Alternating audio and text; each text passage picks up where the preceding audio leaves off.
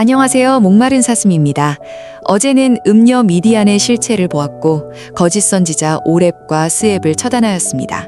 오늘은 음녀가 위지하는 뿌리, 그 짐승을 처단하고자 합니다. 우리는 흔히 아내를 수동적이고 연약한 존재로만 생각합니다. 그러나 성경이 말하는 참된 아내는 남편의 생명을 보존하기 위해 집안을 어지럽히는 짐승을 단호히 몰아내는 수호자입니다. 창세기에서 여자의 후손이 뱀의 머리를 상하게 할 것이라 예언되었듯 사사기 8장의 기드온은 남편, 즉 하나님과 연합된 아내가 어떻게 대적의 뿌리를 뽑아내는지를 보여줍니다. 아내는 살인하는 자가 아니기에 오직 남편의 공의를 입어 거짓 남편들을 처단합니다. 오늘 짐승의 목에서 소유권의 증표를 빼서 신부의 영성을 회복한 기드온을 함께 살펴보겠습니다. 사사기 8장 21절. 세바와 살문나가 이르되 네가 일어나 우리를 치라. 사람이 어떠하면 그 힘도 그러하니라 하니 기드온이 일어나 세바와 살문나를 죽이고 그들의 낙타목에 있던 초승달 장식들을 취하니라.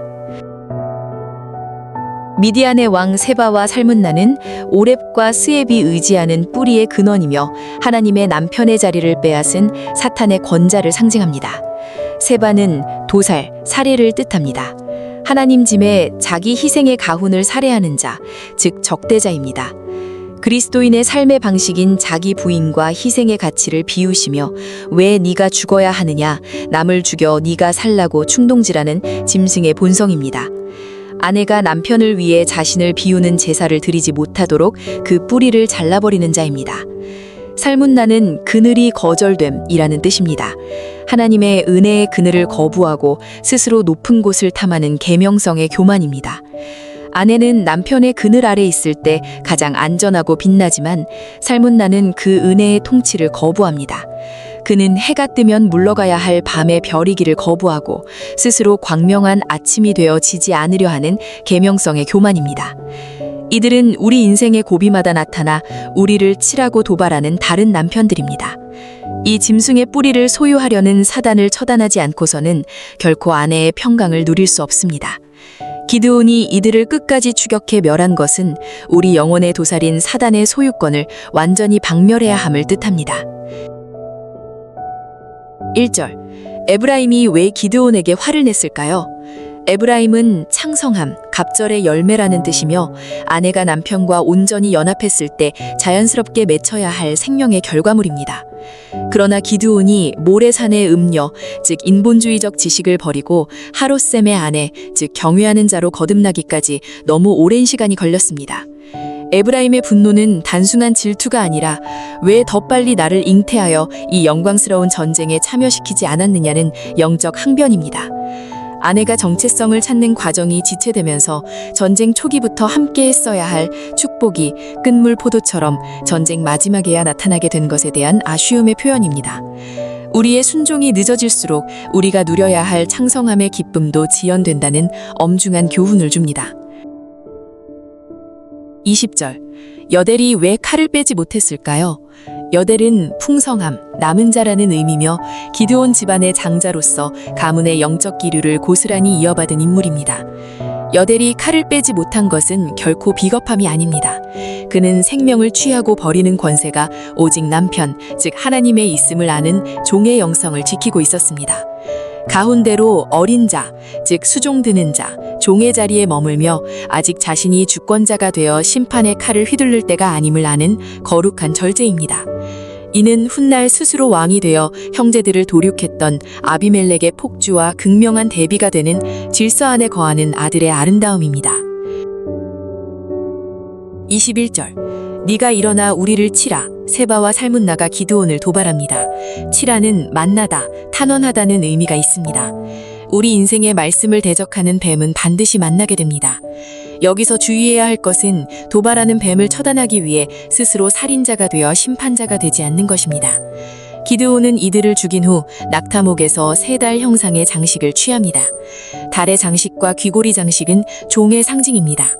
기드온의 칼은 살인이 아니라 다른 남편을 베어내는 할례이며 다시 남편에게 돌아왔음을 선포하는 종된 아내의 당당한 전승 행위입니다. 기드온은 여기서 살인하는 아내가 아닌 남편의 공의를 대행하는 강한 용사로서의 면모를 완성합니다. 아버지를 알리려고 세상에 온 아들 예수를 왕으로 삼으려 했던 것처럼 전쟁이 끝난 후 이스라엘 백성들이 기드온을 왕으로 세우려 한 것은 영적으로 보이지 않는 남편보다 눈에 보이는 영웅을 의지하려는 영적 간음입니다. 기드온은 여룻바알, 즉 주인이 결론하고 다투실 것을 알리는 사명으로 세움을 입었습니다. 기드온은 주인에게 에봇을 만들어 드렸고 아들의 이름을 아비멜렉이라고 불렀습니다. 아비멜렉, 즉 내 아버지는 왕이다는 기드온의 신앙 고백이었습니다. 그러나 사람들은 에봇을 우상화했고 아비멜렉 당사자도 변질되는 것을 보며 누구나 깨어서 실족하지 않고 끝까지 아내의 자리를 지켜야 함을 깨닫습니다. 기드온의 전쟁은 짐승을 죽이는 것으로 끝나지 않았습니다. 진정한 전쟁은 빼앗아온 금 장식을 어디에 두느냐에서 다시 시작되었습니다. 아내는 짐승을 이기는 용사가 되어야 하지만 승리한 후에는 반드시 다시 수줍은 신부의 자리로 돌아가야 합니다. 적의 목에서 떼어낸 금빛 영광을 내 몸에 두르는 순간 아내는 다시 세속의 종으로 전락하기 때문입니다. 오늘 우리의 기도가 능력을 구하는 데서 그치지 않고 그 능력을 행한 후에 다시 남편의 그늘 아래로 조용히 숨어드는 정결함에 이르기를 소망합니다. 승리의 훈장보다 남편의 얼굴빛을 더 사랑하는 당신이 바로 이 시대의 진정한 여룻바알입니다.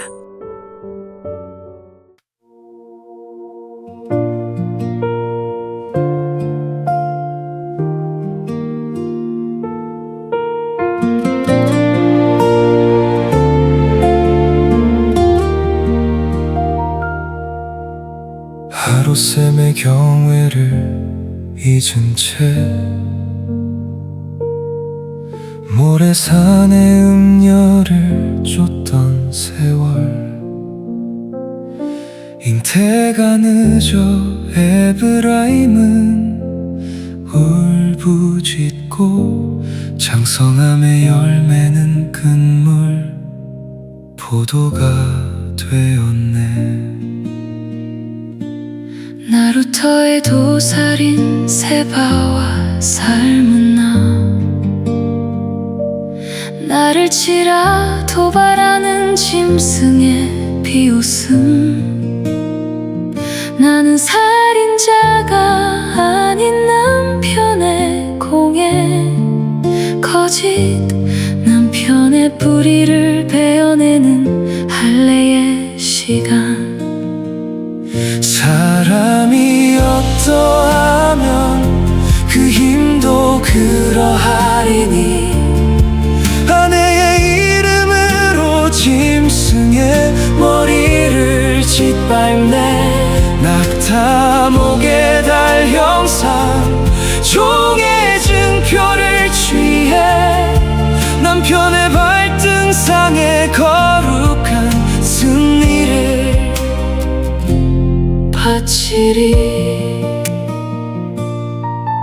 어린 여델은 칼을 빼지 않았네. 가훈을 지키는 종의 절제 그 아름다움. 나는 용사가 되어 다른 남편을 멸하고 다시 수줍은 신부 되어 그늘 아래 머무네. 내 아버지는 왕이다. 입술의 고백이 올무가 되지 않도록 빼앗아온 금장식 내 몸에 두르지 않으리. 나의 벗은 오직 남편의 얼굴빛. 사람이 어떠하면 그 힘도 그러하리니 아내의 이름으로 짐승의 머리를 짓밟네. 낙타 목에 달 형상 종의 증표를 취해 남편의